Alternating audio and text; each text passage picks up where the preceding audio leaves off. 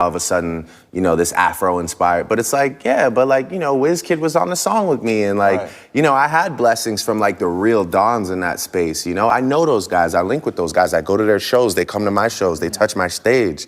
So it's like, you know, the chatter is one thing, but in the community, amongst the real G's that are really doing this shit, I'm solidified for sure. You can ask anybody. Nobody's gonna sit there and say, yeah, like anybody that with real respect that's in any of these communities you're talking about, any of these genres, nobody's gonna be like, yeah, you know, it's gonna be the guys that are like, you know, that didn't get the look. Yeah.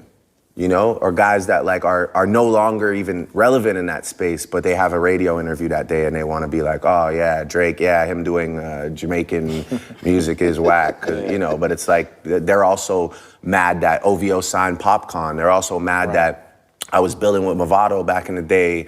They're mad that, you know, I link with this person and that person and not them. Right. So, you know, some people also feel it. You can always tell when it's personal. Right. Fueled by personal gain that was never granted to them. It's interesting because like listening to your music is like you're super successful, you're one of the best to ever do it, yet you still have this chip on your shoulder. I remember listening to Diplomatic Immunity, you know, you had the line where you say you're black excellence, but it was come to you, it's not the same though.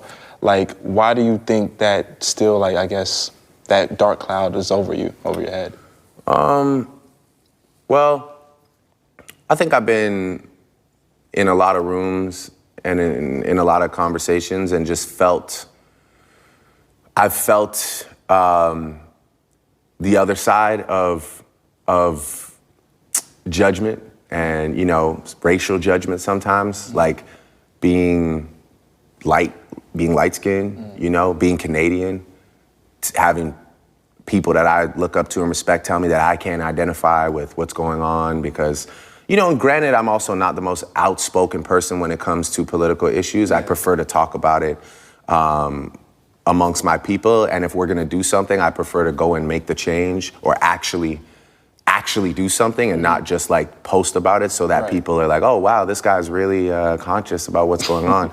Like, you know, the work we put in the communities, you know, the way we give back is legit. It's on the ground. Yeah. You know, it's not so you guys can all just like, you know, double tap and say, wow, oh my God, Drake's so like. You said if you hold your tongue, you'll get crucified. Yeah, I mean, yeah, you know, sometimes you can feel that way, but now I feel like the first reaction is to post about something, and then people often just forget to do anything about what they posted about.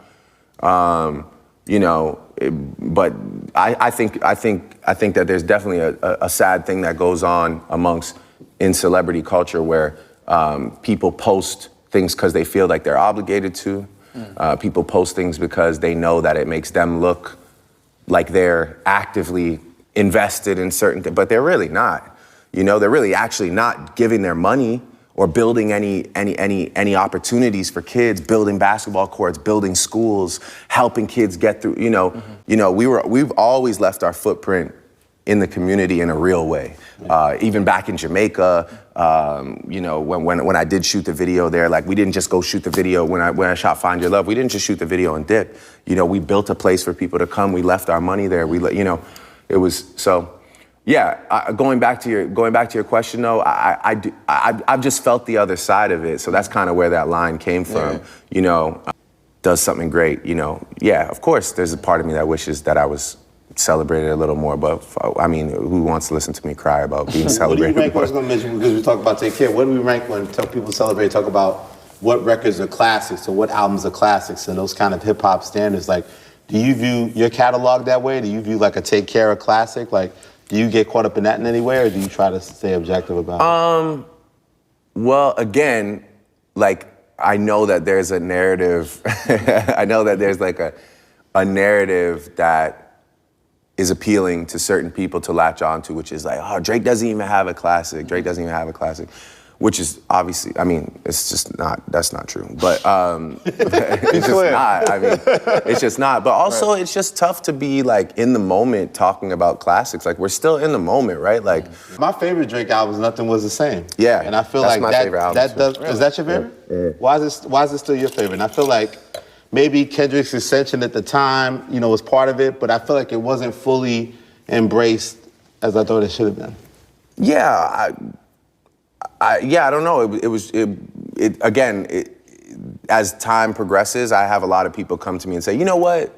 I like Nothing Was the Same better than Take Care.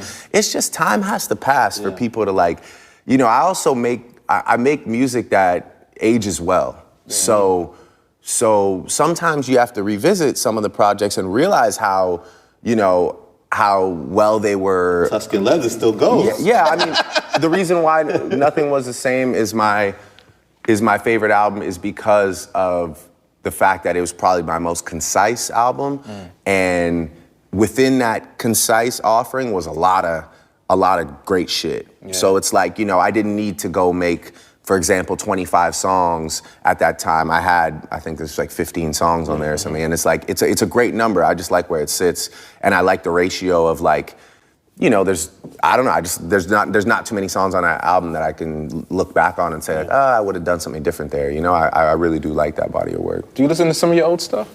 When I'm making a new album, yeah.